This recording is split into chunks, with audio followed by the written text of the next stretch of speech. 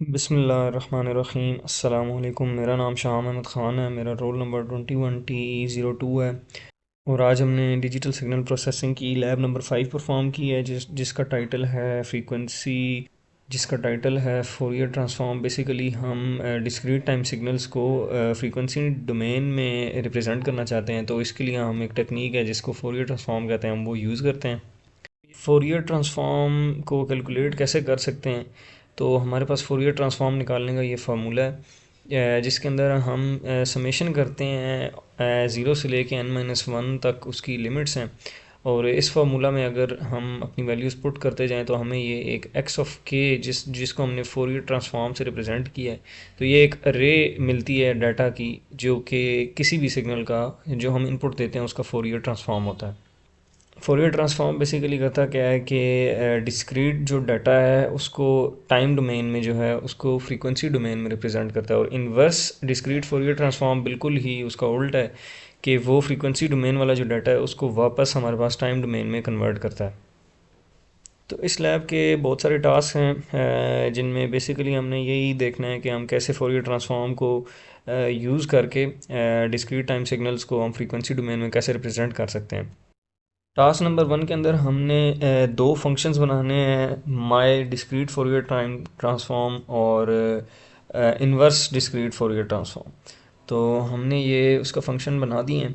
इसके बाद हमने इटरेट किया है 0 से n-1 जो कि हमारी लिमिट्स हैं, और उसका फोरियर ट्रांसफॉर्म का फार्मूला डाला है।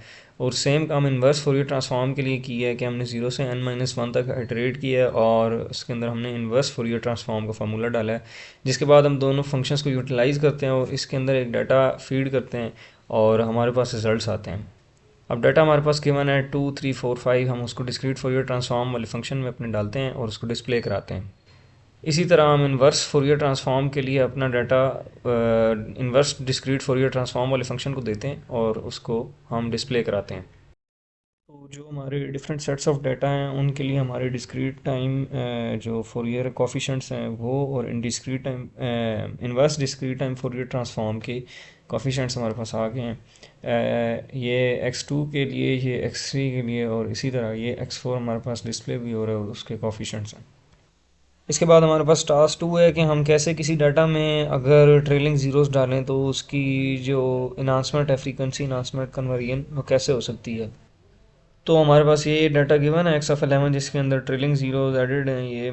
इसके बाद हम इसे इसका ग्राफ देखते हैं। सबसे पहले हमने इसकी फ्रीक्वेंसी फोरियर ट्रांसफॉर्म ली है और उसका एब्सोल्यूट वैल्यूज़ को स्टेम डिस्क्रीट टाइम में प्लॉट की है, तो हमारे पास कुछ ऐसा रिजल्ट आया उसका। इसके बाद हमारे पास टास्क 3 है। इसके अंदर हमने हमारे पास एक डाटा गिवन है। सबसे पहले हम उसकी फोरियर ट्रांसफॉर्म निकालते हैं, उसके बाद उसकी रियल वैल्यूज़ को, पहले हम उसको जो उसका रिज़ल्ट है उसको फुली प्लॉट करते हैं।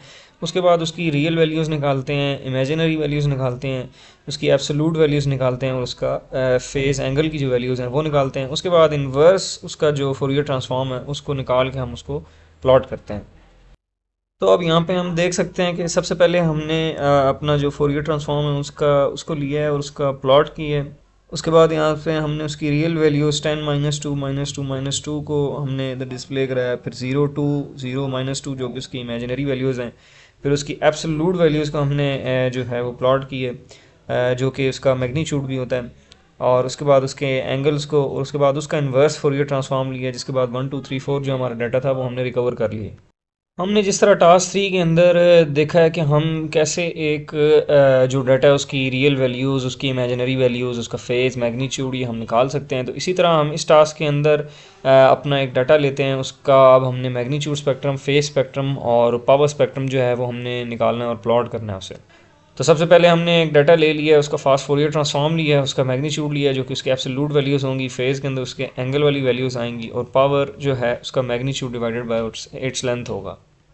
फिर नेक्स्ट स्टेप के अंदर हमने उन सब वैल्यूज़ को डिस्क्रीट टाइम में प्लॉट किया यूजिंग स्टेम फंक्शन, और सब प्लॉट के अंदर हमने इन सब को प्लॉट किया ताकि हम इनका कंपैरिजन कर सकें, जिसने हमें कुछ ऐसा रिजल्ट दिया है जिसके अंदर हमारा मैग्नीट्यूड स्पेक्ट्रम कुछ ऐसे है, फेस स्पेक्ट्रम ऐसे है, उसके बाद फ्रीक्वेंसी स्पेक्ट्रम जो है वो ऐसे है, जो कि हर्ट्ज़ के अंदर है, किलो हर्ट्ज़ के अंदर नहीं है।